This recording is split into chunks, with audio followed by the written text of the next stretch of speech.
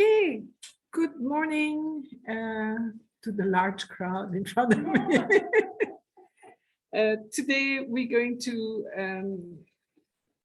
discover these sublime landscapes in Germany, and we have seen England before with a very different type of approach, with the very early romantics such as Fuseli and Blake, but then of course with Constable and Turner in particular, we have these incredibly powerful and very subjective type of landscapes.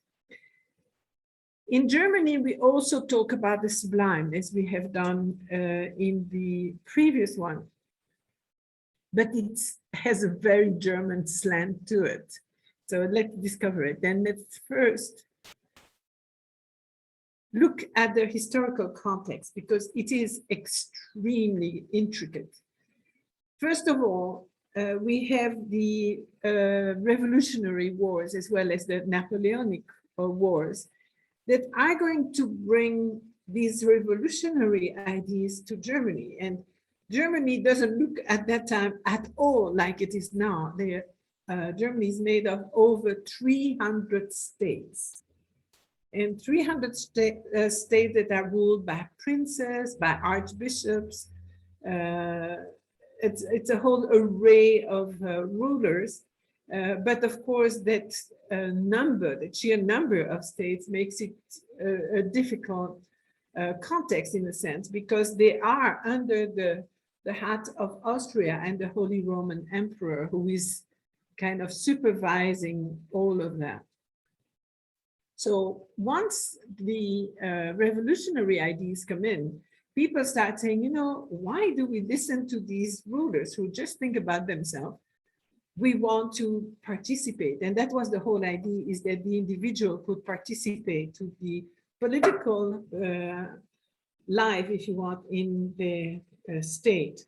So that starts a turmoil. In 1803, we have a law, an imperial law, that brought about the territorial restructuring of the empire.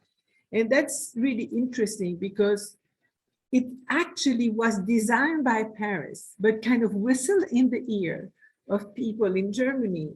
And they are really going to follow what actually Napoleon had designed. And what's going to happen is they dissolve the empire shortly after, so which means the Habsburg have nothing else to say about what is going to become Germany. But by 1803, they start a dismantlement of all these little states, and all the ecclesiastical principalities, bishoprics, and abbeys were dissolved, except for the one in Mainz, which means all these very large monasteries that had acres and acres and acres of land, were extremely rich, are going to be dismantled. And that's from that time on that we see of the monastery, all these left are very typically just the church. But most of them, all the monastic buildings that are around them have disappeared, and all their wealth is going to be distributed around the states, the other states. So it is also the end of free imperial cities such as Hamburg and many other cities that were just kind of city-states. Between 1814 and 15, which means the time of the abdication of Napoleon and then his exile in 15, happened the Congress of Vienna. And after the Congress of Vienna, only 39 states remain. So they're literally going to absorb the things that are. Thank you so much. Sorry, excuse me, but could the person who's talking right now mute herself? I think the problem is. Could you please mute yourself? This is a very different picture. You know, 39 states, nowadays 19. So that's still the progression towards the modern Germany. In 1848, there will be, as in most of Europe, a revolution. And that's, again, this is all that the whole idea of wanting to have a participation into what the states are about. By 1864, Bismarck will conclude the war with Denmark that had been going on for quite a while and decides on the border. In 1866, he wins the Austro-Prussian Wars, which for good now puts Austria out of the German state and out of the ruling. By 1871, finally, we have the founding of the German Empire with Berlin as capital. And of course, there was during, when we talk about Austro-Prussian War, is that really Prussia from the north was really pushing, had become the most important state in the German state.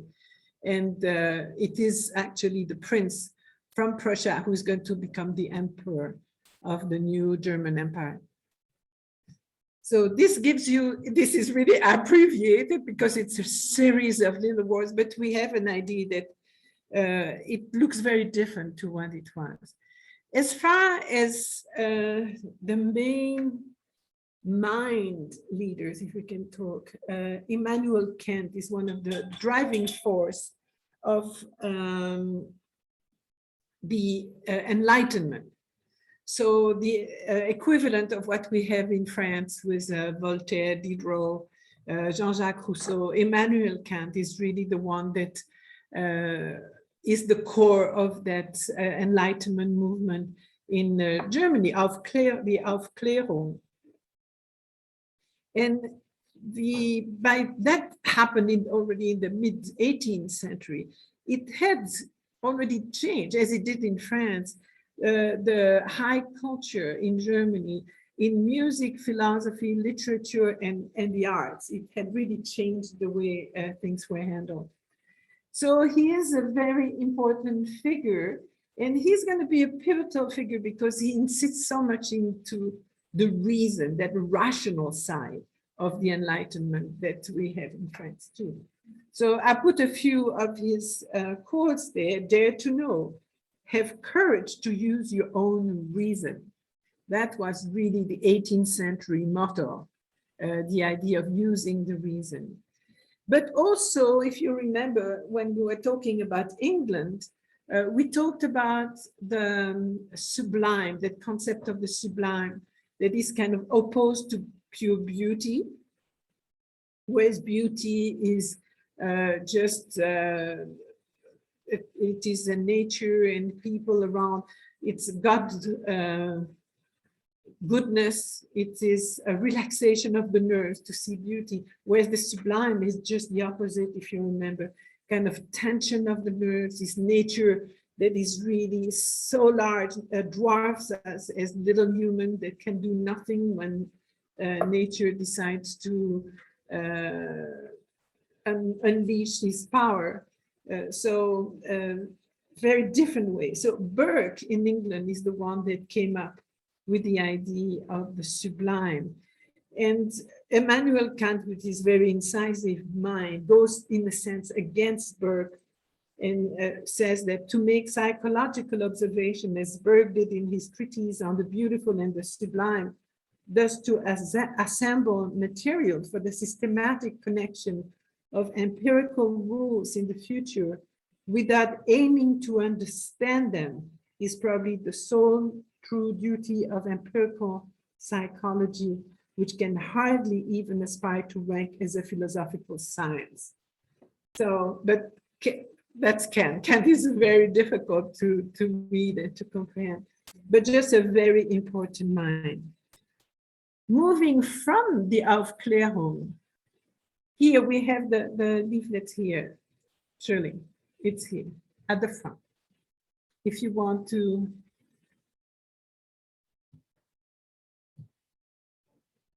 there we are.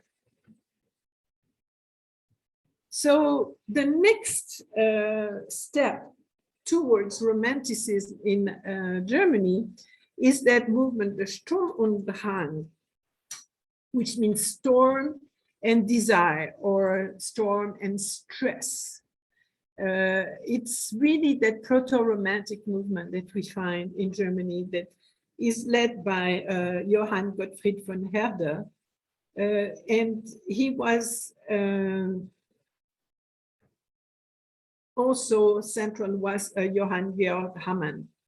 The idea is that the individual subjectivity and extreme emotion it is the individual subjectivity and extreme emotion in reaction to the perceived constraint of rationalism.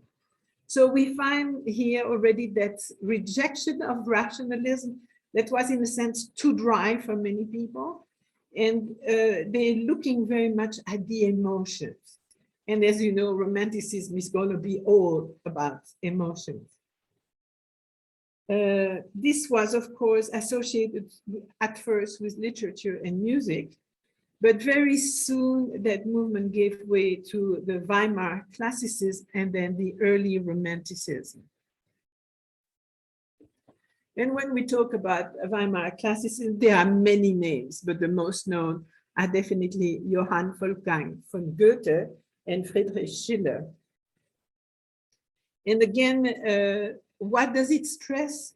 And we see that in the writing by Goethe for sure, is the hero struggle against social pressures and the force of destiny. That's Werner, you know, when you talk about Goethe.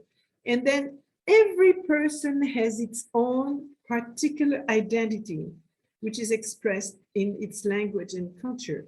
And that goes together with that reaction of Napoleon's invasion, because it really woke up that nationalist movement in Germany, where people, though they in a sense absorbed some of the novelties of Napoleon, that the guy had some positive side to him.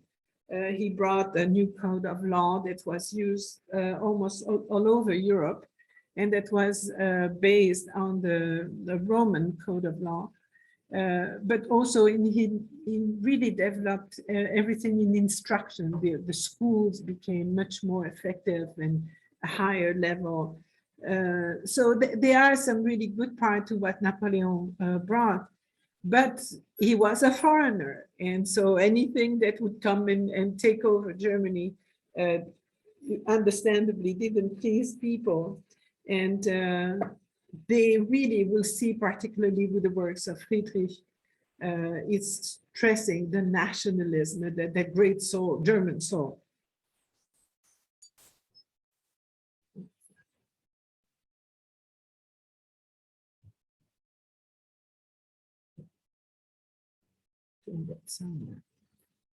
So Weimar Classicism is really what comes just before Romanticism, is going to define a lot of the same values. As usual, I'm showing you a timeline, and that in blue up there, I kept Turner and Constable because they're contemporary with what happens in Germany. But I also put some writers such as Kant as the philosopher and Goethe as the great writer, scientist in many ways. I mean, not only did he write very epic novels, but also he wrote a lot, for example, on color. He wrote treatises on color and on different, he had a very scientific mind. So among the main names, we have Caspar David Friedrich, which is probably the most known. It might not be a name that you are familiar with, but he's really the largest, the biggest name in romantic landscape in Germany. Otto, who we're going to see too, who is very different. And we don't talk about landscape, but we talk about symbolism and very romantic in his emotion. You see, it's a completely different style. And then we have the Nazarene movement and the Düsseldorf painting school. The Nazarene movement that goes actually against what's happening, and we'll see they try to go back to the Renaissance, instead go to Rome and settle in Rome. And the Düsseldorf painting school is going to be another school stressing a lot of landscapes, and it's going to be seminal to a lot of the American painters or German painters. They're coming to America. They're going to be very influential on the young American painters. Next time we will talk about Denmark and about Russia, and we'll look at Johan Dahl and other Norwegian painter. Not, did I say Denmark? It's Norway, not Denmark. And many Tropinin and other romantic Russian painters. That's quite interesting, but particularly Ayvazovsky, who's absolutely a stunning figure in Russian painting. Ukrainian, I should say. He's coming from the Ukraine, so he wouldn't like to be called Jew. The main figure, Caspar David Friedrich. He was born in what was at that time Swedish Pomerania in 1774. He studied with different artists and was influenced by a theologian, Kosegarten, that was stressing the fact that nature was a revelation of God. Sorry, but my iPad is making it. Nature was a revelation of God, and that's going to be so marked in the way he paints. And he was also introduced to the work of the Adam Alzheimer, who was an early 17th century painter, just straddling between Renaissance and the Baroque. He entered the prestigious Academy of Copenhagen and became part of the Sturm und Drang movement. Then in 1798, he settled permanently in Dresden, and they experimented in printmaking, etchings, and woodcuts. By 1801, he is going to start some trips around the Baltic coast, in Bohemia, more to the south, and then some of the mountains that are bordering the Poland and the German states at that time. He will be elected in 1810 member of the Berlin Academy, and then becomes the member of the Saxon Academy in 1818. In 1818 too, he's going to marry Caroline Boehm, and that's really going to be a light in his life. She's 20 years younger than him, but he's very much in love, and we see suddenly his paintings getting a little lighter. Close. Otherwise, we're going to be distracted. In 1820, the Grand Duke Nikolai Pavlovich of Russia is going to visit his studio and will become his lifetime patron. Unfortunately, already before 1835, he became sick, and that's going to weaken him for the coming years. He will suffer his first stroke in 1835 and becomes partly paralyzed. And in 1840, he will die in Dresden and literally living in poverty. His style will pass and he will not adapt to the new style. And unfortunately, that great painter is only going to be rediscovered at the end of the 19th century. And so let's look at some of his work. This is a very early work. As you can see, it's patterned pretty much after what Claude was doing in Italy, or Poussin. This is the landscape with the temple ruin. He is a very spiritual man, as we will see more and more. So he's kind of moving out of that society that is becoming very materialistic. So this is very different to what he's going to do later. This is very classical approach, but very dreamy type of landscape, very pretty. This is going to change dramatically in the early 19th century. This is quite a beautiful painting. His first major work, he was at that time 34. And as you can see, that piece completely breaks away with the normal representation of a crucifixion. What we see is a kind of a rock formation with beautiful pine trees, and that crucifix that emerges from that rock, with the crucifix almost, not even in profile, but in at 45 degrees, if you want, with the silhouette of Christ hanging from there. It's depicted as what they say in Germany, Gipfelkreuz, a gilded cross. And otherwise, in a landscape that would be very familiar to people in southern Germany.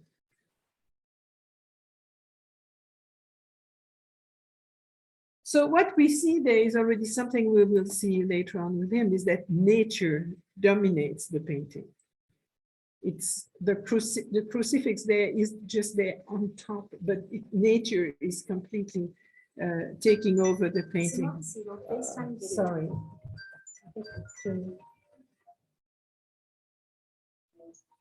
Maman, je donne cours, s'il te plaît. Maman, je donne cours, maman. Sorry. That's for sure. Yeah, we haven't told in 3 days, but she's. So anyway, what was interesting is that he had made this painting as a gift to the Swedish king Adolphus IV in recognition of his resistance to Napoleon. But he was then persuaded to sell it to the Count von Thurn-Hohenstein for his castle of Teschen in Bohemia. And so the painting went there. And for the painting was designed an extraordinary frame, which is going to make it an altarpiece. And it's absolutely extraordinary when you see that frame that was designed by Friedrich, but was made by the sculptor Gothic Christian Kuhn. So if you detail that frame, it's beautiful. You have the wheat and you have the grapes. So it's the host and the wine for the Eucharist. And then in the very middle, we have the triangle, the eye of the providence. And it really, it's so complementary to the painting. It's incredible. So what was going to be kind of a political movement, gesture towards the prince ends up with a very much a religious image.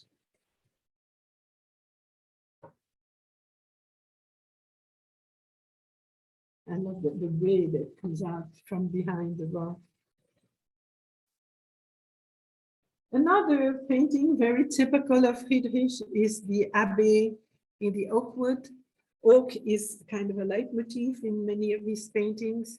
When you look at this and you say we're coming close to Halloween, it's a perfect work for that time. And this is very typical of what we call the Gothic cliches in the late 18th and early 19th century in Germany. Gothic for the German represented an art that was coming from Germany and from France. So it was very much of a domestic type of art, opposed to what had been done in the Renaissance and was going on with the Baroque, which was coming from Italy. And so for them, this was very much of an indigenous product. And so we find Gothic quite often in the shape or in the concept represented in this painting. This is a rather large painting. What you see is what is left of an old abbey in the very center. And you have a procession of monks at the bottom there, some of them bearing a coffin, and they heading towards the gate of that Gothic church, the ruins, at least ruins of that Gothic church. So when you see that, it really very much is a symbol of the passage of time. It's that kind, what we would call in the North, a vanitas. It's the idea that time goes by, and we cannot stop time. We born and then we're going to die, and it's life is our procession through life, really.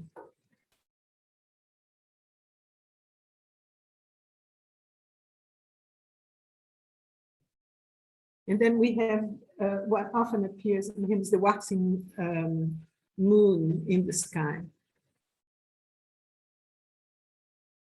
So what is seen is that nature is there forever, while man's creation is temporary.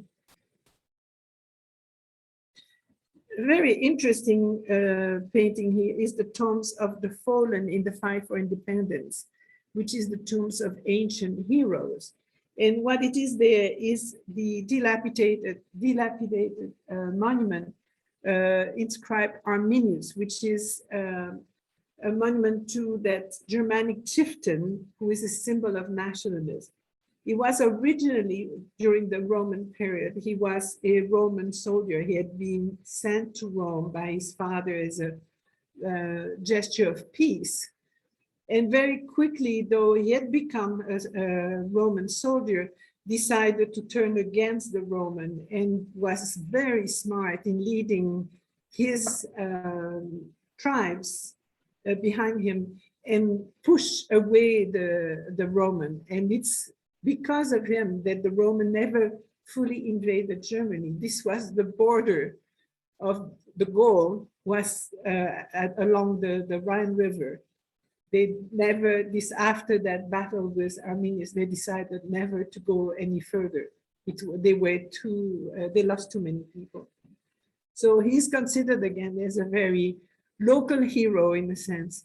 And this is the monument to him. And you see two people down there.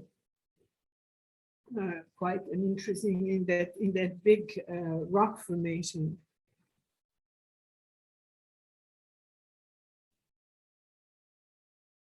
So again, during that reunification of Germany, the 19th century, they're looking for these local heroes to really exalt the emotions of the population.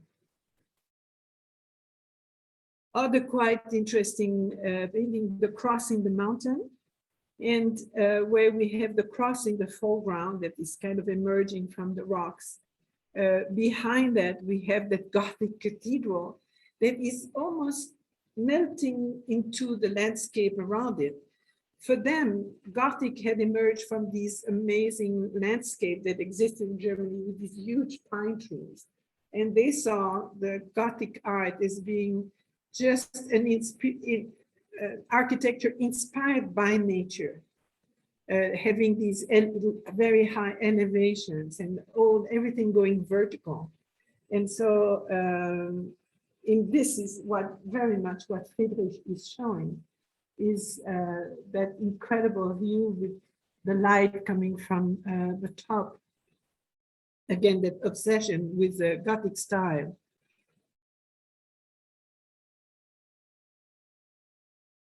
They still consider that Gothic was the golden age of Europe. Not quite agree with that, but for their nationalistic idea, maybe.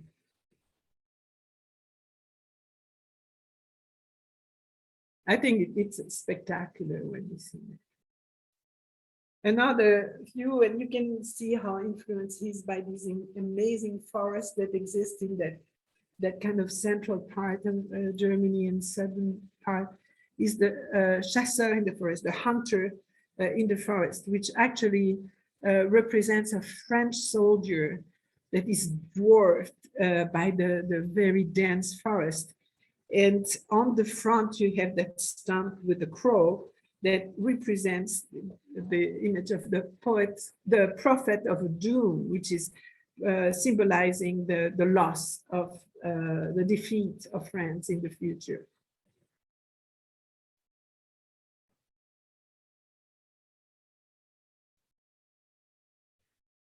Friedrich is also going to be quite attracted by the sea.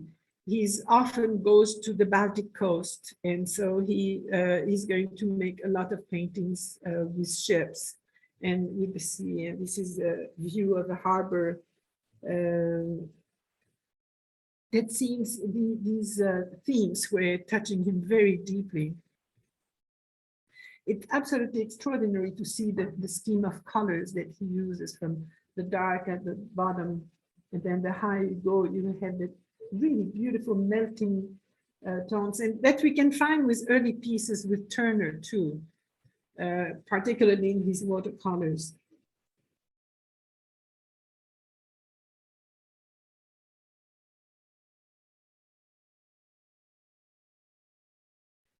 yeah, this is interesting, is that Goethe was quite aware of the works of Friedrich, of Caspar David Friedrich, and he was trying to convince him to paint some study of clouds, as Constable had done in England. And Friedrich refused categorically. You see, that would become the immediate downfall of landscape painting in that system. So he completely refused the idea of doing that kind of studies. For him, it was too scientific. For him, romantic paintings was a very subjective thing, and in fact, often fiction.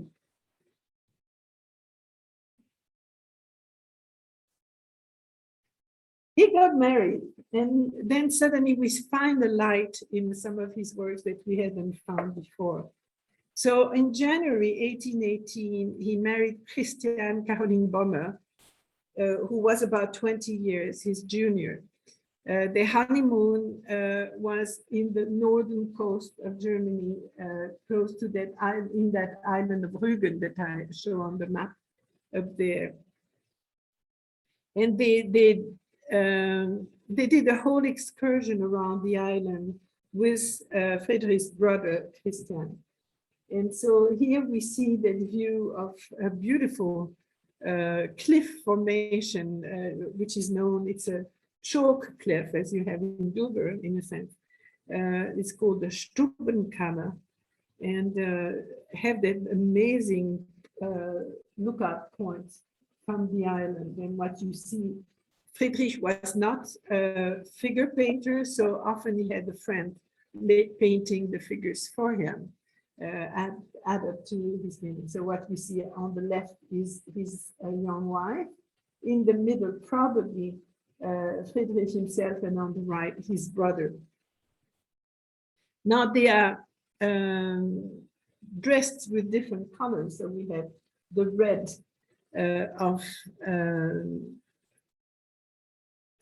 the red that is representing love. The middle figure is in blue, which is the color of faith. And the figure on the right, it's not easy to see. You see just a few glimpses of the color. Is the one on the right is green, which is the color of hope. And this could be interpreted as the embodiment of the three Christian theological virtues: faith, hope, and love. We can look at that and say, really? Yes, at that time, people were very much speaking in ways of symbols, much more than we do now. And so that would have been a deliberate view. One of his most famous paintings is this one. It's quite extraordinary. And again, this shows again how man is so small compared to nature. Nature is so vast and so powerful. And so here you have that contradictory impression, suggesting at once mastery over landscape and the significance. So nature's the master over the landscape and the insignificance of the individual within it. As you can see, we see no face. We don't know exactly what he's facing, but though we behind him, and we see that landscape that is almost covered by clouds or by fog, and just a few peaks coming out, and just having that kind of neutral view towards the horizon. It's quite an extraordinary representation, I think. Really that lonely figure that is confronting nature.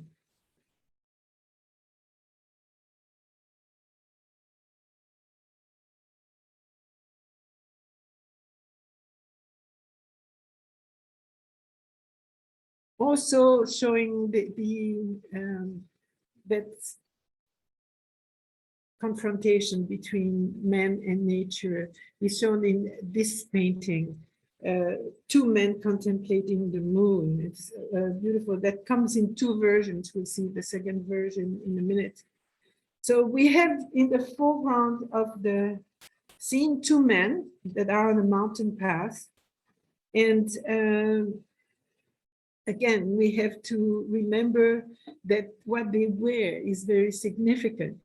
So the man on the right is wearing what you call the Altdeutsche Tracht, which is in fact the fashion, the old German dress that was the kind of national costume. And so again, stressing the importance of their national identity. The one on the left is dressed with what we call the Burschenschaft, that often is called B. It's the student clothes. And the student clothes are very typical depending on which university you belong. You're going to have some particular details that are going to identify it, but with the cap and so on. And you still go to Germany and they still sometimes have that cap. So it's a very long time fashion. They are there at night, and you have again the waxing moon in the very center of the painting. As some scholars have addressed, that painting is totally based on the golden rectangle, the idea of having that perfect balance that is not symmetrical, but just show about the 2/3, the tree is kind of filling up that right part.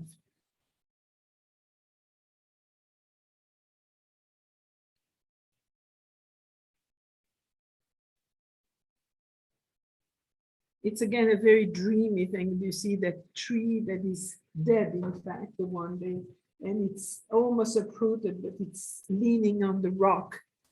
And then you have on the other side one of these evergreens, and then you stamp at the front in the rock.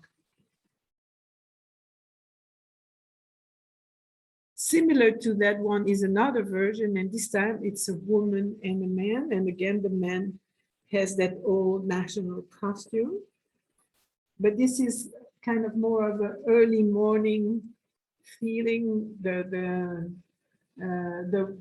waxen moon is still there, but the light is coming up too, and we have the similar tree, as you can see, a little smaller compared to the evergreen on the left. And this is very much a response to the Sturm und Drang, that exaltation of the individual and nature. Emotion, instinct against the rational, the scientific thought.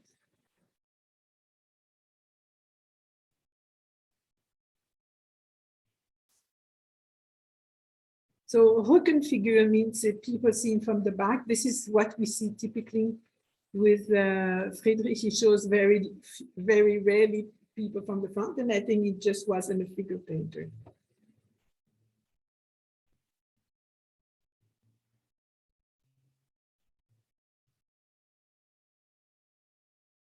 Tree of Crows on the coast of the Baltic Sea. We have that beautiful twisted oak. By the way, this was, he would base these paintings on some of the drawings he had made during his visit to the Baltic coast. So he would do these beautiful sepias, painting sepia with some wash, and then use them as a base for his oil paintings later on. So we have an evening sky. And it's interesting is that on the back of the canvas of that painting was an inscription by Friedrich of the idea of a Hühnengrab, dolmen. And so this mound that you see there would probably be a prehistoric burial ground. On the background, you see the ocean and the choked cliffs of the Cape Arcona, which was, as we've seen before, the favorite subject of Friedrich. Now we have a few crows that are perching on that dead tree, and then a whole fly that is coming from the right. So again, very much a feeling of death. This is 1822. He was already becoming sickly and was apparently thinking quite regularly about a future death. I think, again, this is quite visible in the Symmetry entrance here, painted in 1822. And it's in Dresden. You see that very symmetrical gate to the symmetry. We can see the tombs in the back. Very typical German symmetries. I don't know if you had a chance to see a symmetry German, but they're beautiful because they're very much into nature. So you can go on the slope of a hill and you're going to have the tombstones there, but it's going to be surrounded by trees and natural flowers. It's a very different experience. This one, by the way, was never finished. Another of his very famous painting is the Sea of Eyes, and also called the Polar Sea, and shows the wreck of hope, which is an early North Pole expedition that took place and was unfortunately went for its demise. All you can see is the shell of the ship there on the very right of the painting, where it's just taken over by the ice. So it's incredibly monumental when you see these big broken slab of ice that are protruding just like some marbles.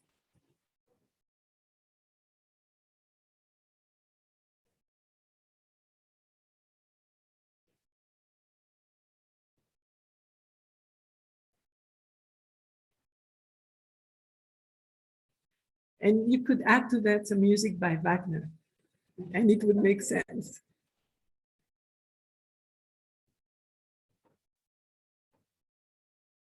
More the oak tree. The oak tree is really the tree in Germany beside the pine trees, but the oak is an important tree in Germany. It also represents enormous strength.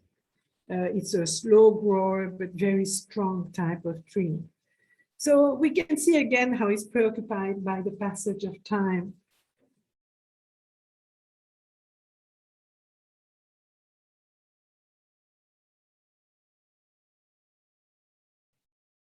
And here we have no figures. The oak seems to be representing a collective figure of the German people. And definitely the personal roots of Friedrich.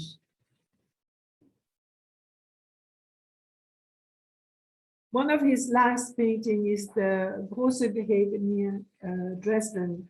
It's a region rather flat around Dresden with kind of a marsh-like geography, but very, as you can see, just slightly hilly, a very gentle type of landscape. And I think, to me, this is incredibly modern.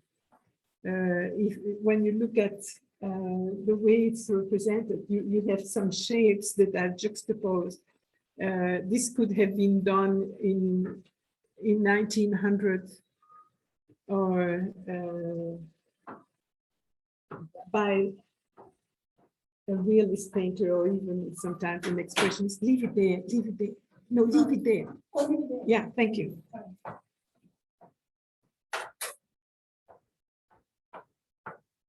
But it's beautiful palette because you look at how the water has that change of coloring at the front, and then finishing with these trees that are pretty much abstracted.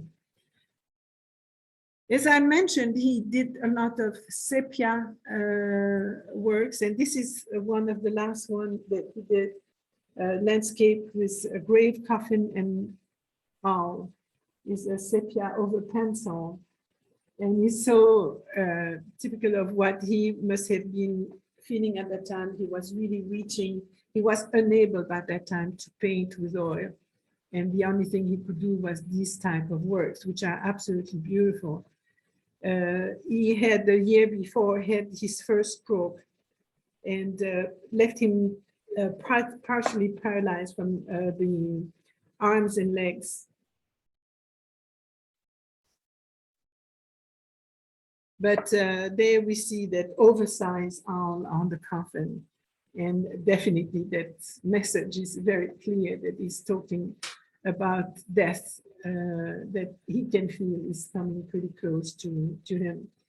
I think he's an extraordinary artist and very unique in his conception. So we're going to probably take a little break, 5 minutes, before we talk about the Düsseldorf painting school. So as far as the Zoom people, you can unmute yourself, and if you have questions, please tell me. You mentioned that he refused to do, what did you say, cloud studies? But there's all kinds of clouds in his paintings. I'm confused what you mean by that he would not do it. The remark is he refused to paint some study of clouds. I'm referring to what Constable had done in England. And he was working very much under the influence of a scientific, Hoffman, who was working on theoretical classification of clouds and had studied all that. Constable was doing a lot of research on the clouds. And Goethe became aware of that, was in admiration of that, and wanted Friedrich to do the same in Germany. But for Friedrich was not a scientific. Friedrich was an artist, and he was very subjective, and that's what he was looking at. He refused to do it. So that was the science thing that they were doing. Okay. Yeah.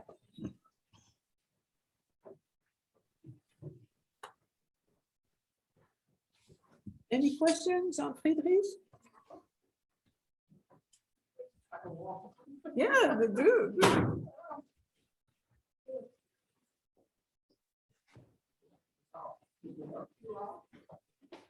It depends how you put it on. It's reversible. I said, do you have a metal thing? Yeah, it's inside. So you can do it either way.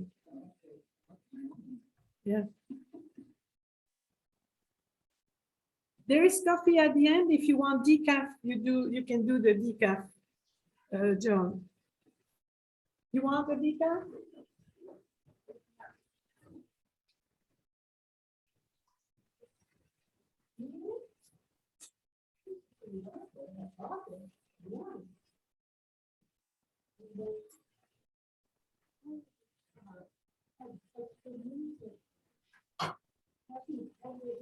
Yeah. I talked to her because after Samantha I wanted to have her opinion on something.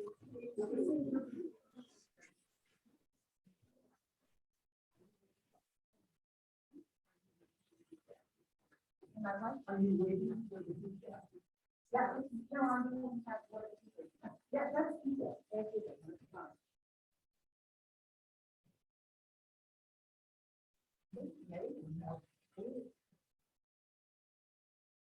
So you push on the middle one to the, if you think the big one is too big for you.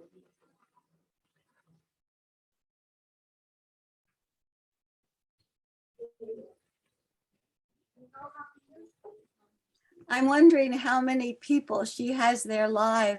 Did she say that in the beginning?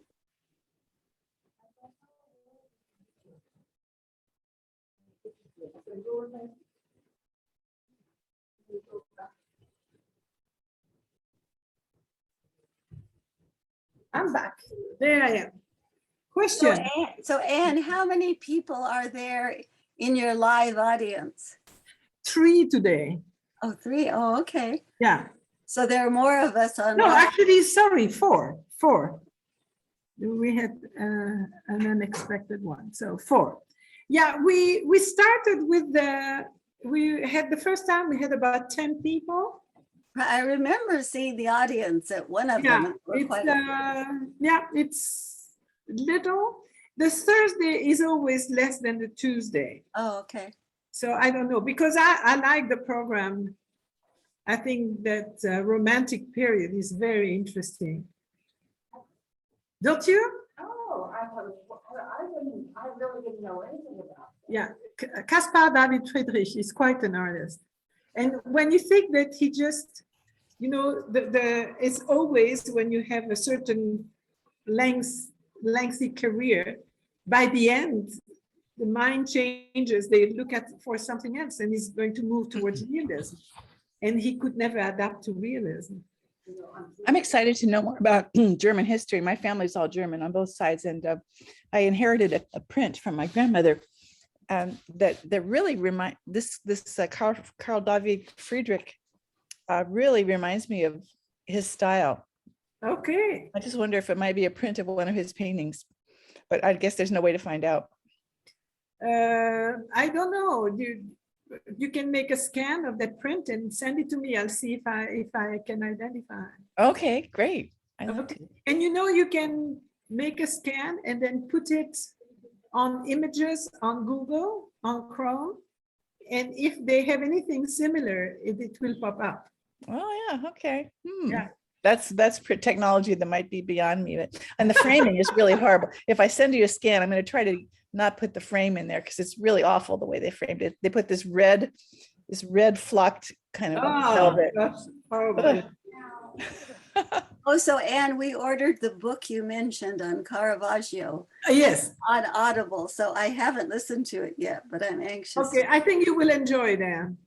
It's a really good book. I really enjoy it. We're going to go on because otherwise I'm going to run too long. Bobby, can you turn off the light? It would be really nice. Thank you.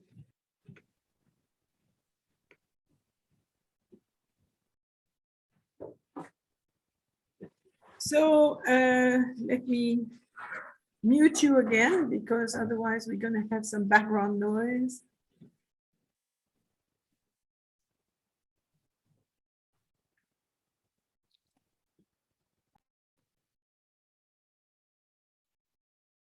Okay, so talking about the Düsseldorf Painting School, it's a school that's going to have a long influence. As you can see, it goes all the way to 1918.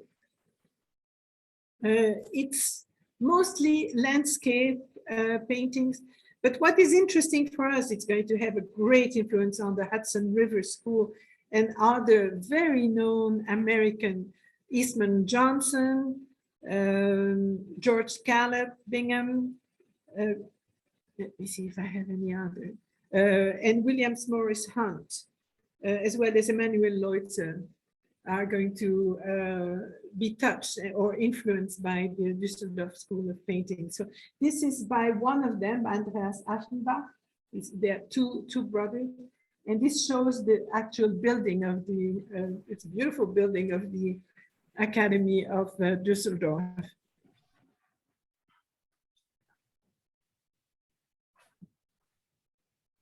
So by the same painter, Andreas Aschenbach, here is the wild Bach. Bach is a how can you say creek, like a large creek, and this is what it shows that, of course, fanciful landscape. This is not a realistic painting. It probably is influenced. It's inspired by a real landscape, but these were much more romantic views of these landscape where the proportions would be off because they want to make the trees bigger or the water wilder. But it's really wonderful. He was born in Kassel and then began his education in Düsseldorf. He studied also, his family had moved to St. Petersburg and he studied over there to travel to Italy, Holland, and Scandinavia. And so we can see, I'm just showing one painting by him, but if you're interested, you go on the net and he's going to show you some other works by him. But very beautiful description of that white landscape. His brother, Oswald Ashenbach, is more of a, how can I say, less wild painter. He shows landscape that are more serene, more pastoral, with some figures included. It's interesting because they look at them as the alpha and omega of the Ashenbach family. So the two brothers.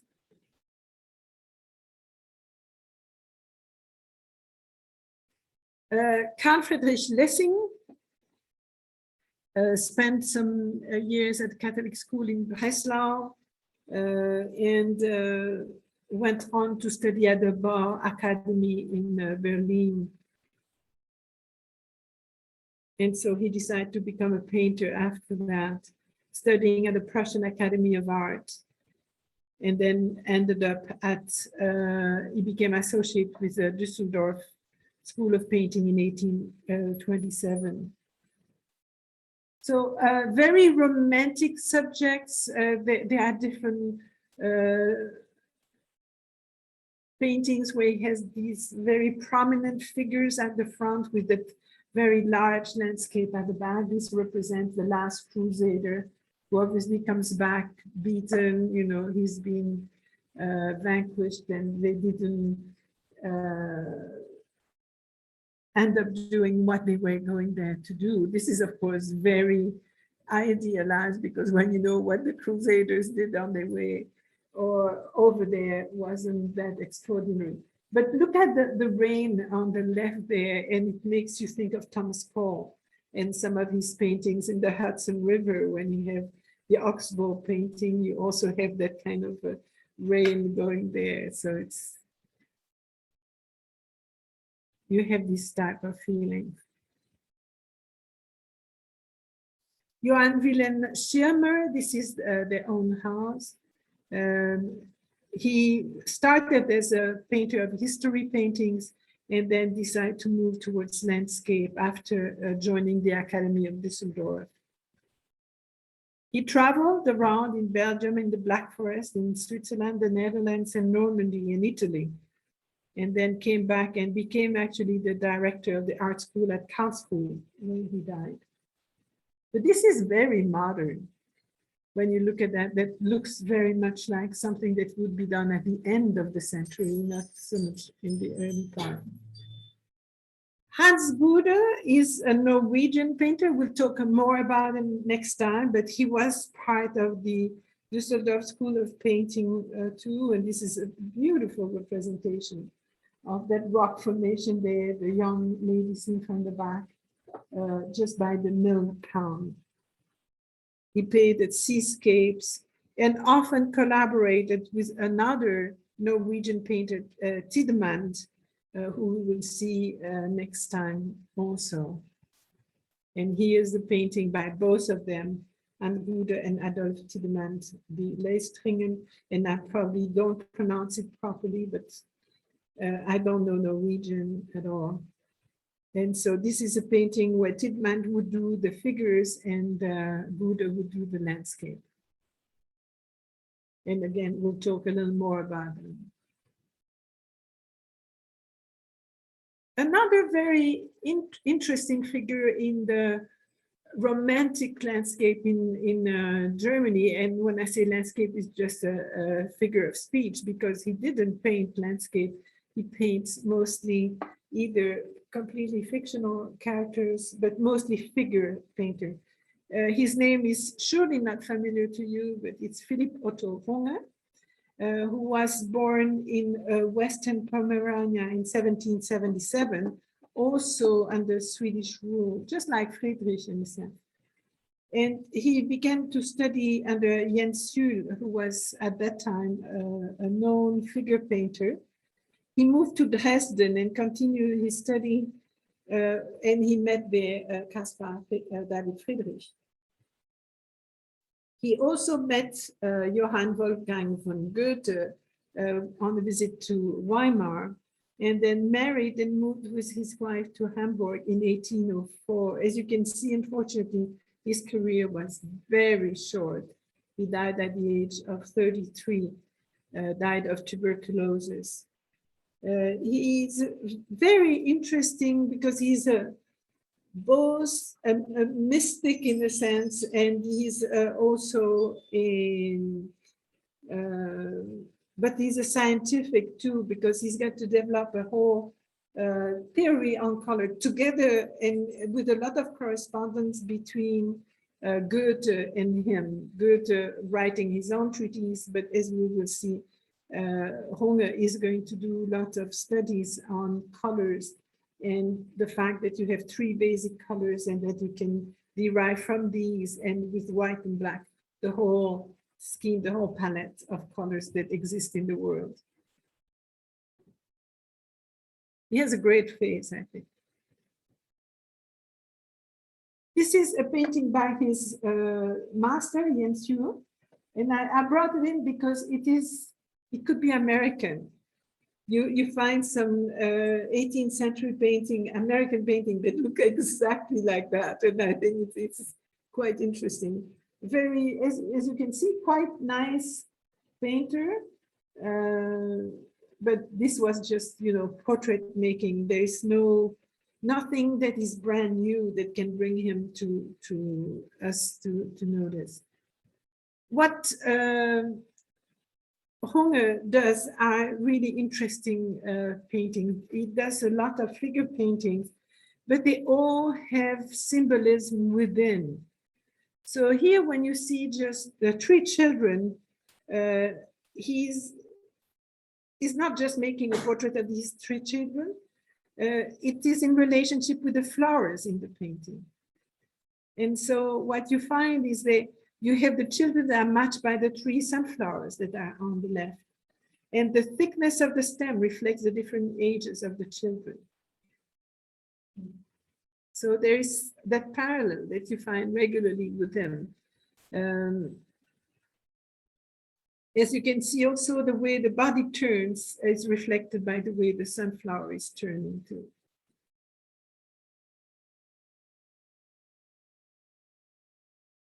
And that system of analogies are going to be found with him all the way. The painting showing the artist's parents together with the children again, and this is the same symbolism that we found before. And here what we find is the two children reflect the two grandparents that are behind in their position.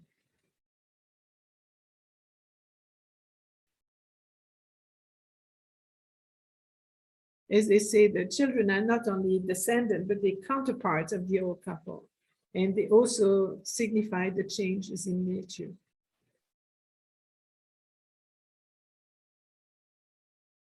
This painting is definitely influenced by some of the early Madonna and Child that we've seen, such as the Hans Memling, who, by the way, was German originally too. And then you have that beautiful pause of the mother looking at the child, and the child, just like Jesus in many of these paintings, holds an apple.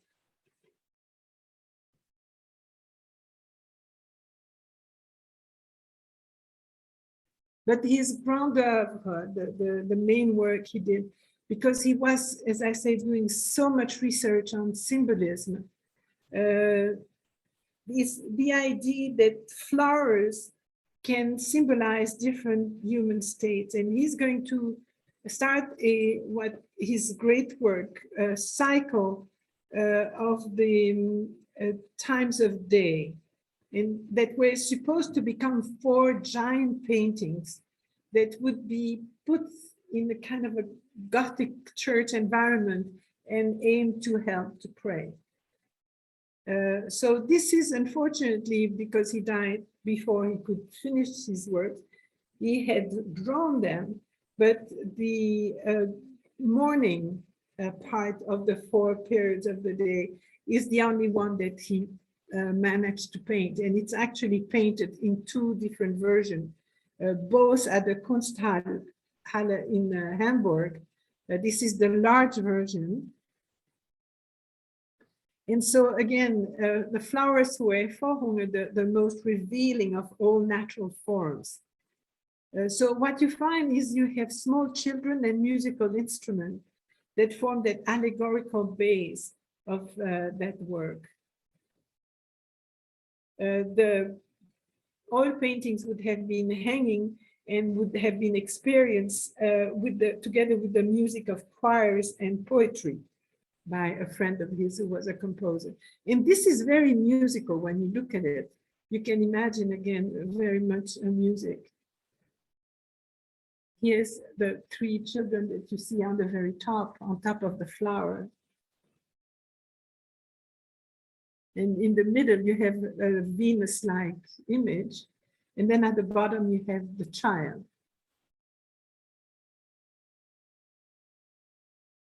As you can see, very poetic representation. Unfortunately, again, as I said, we never materialized to make them all into painting. So we'll look at, this is the small version of that. Quite interesting too, something I didn't mention, but within the arch that surrounds the children above the flower, these are symbols that many of them are hieroglyphs, Egyptian hieroglyphs that he adds to it. So you have the interesting mixture of religious, natural, and also pagan symbols in that whole painting. This is the day, so this is daylight, and he made a series of prints of them before turning them into painting, but these, of course, these last three will not be turned into painting. He made at first 25 sets and then 250 sets of these 4 sheets. Here's evening.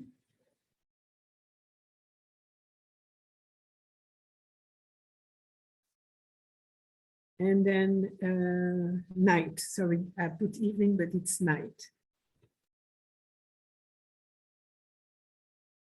As you can see, it's a very dreamlike representation. He was quite an interesting nature, both realistic in his research of colors and then very mystical in his paintings. And these are some of that research he was doing over the color theory. He had started by some just circles and ended up doing color. As you can see on the top, you have white, on the bottom you have black, and you have all the colors derived from yellow, blue, and red.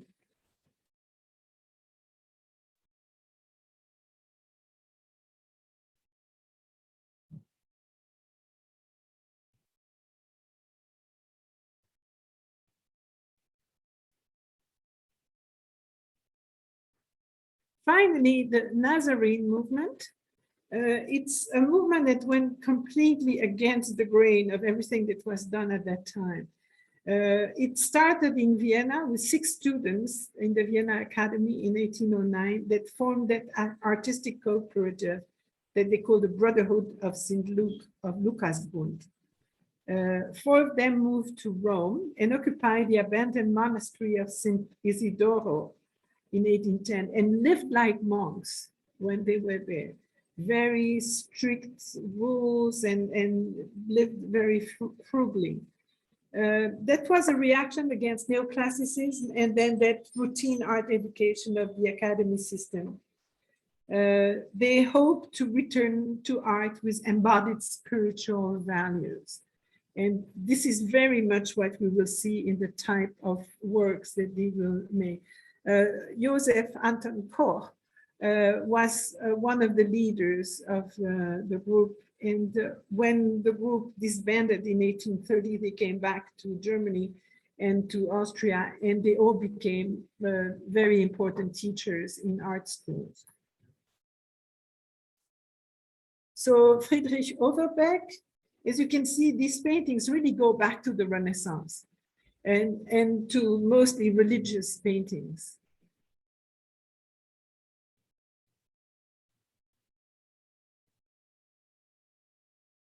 So this was inspired by Domenichino, one of the Domenichino's painting. This one very much inspired by Raphael, as you can see, by Joseph von Friedrich.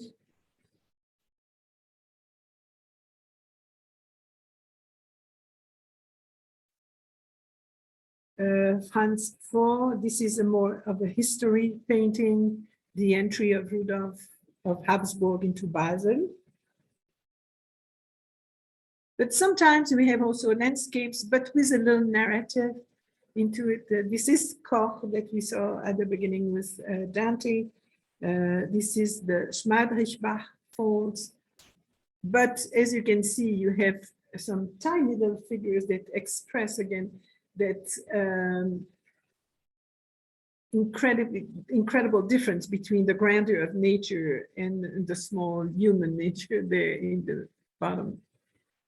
So as you can see, there was not only one current in Germany at that time, though the Romantic current was so important, as we know, in music very much, in literature, philosophy, but also in painting. And so next time, on October 14th, we look at Romanticism in Norway and Russia. And this is one of the paintings of Aiwazowski that I was talking to you about, that I'm absolutely adore.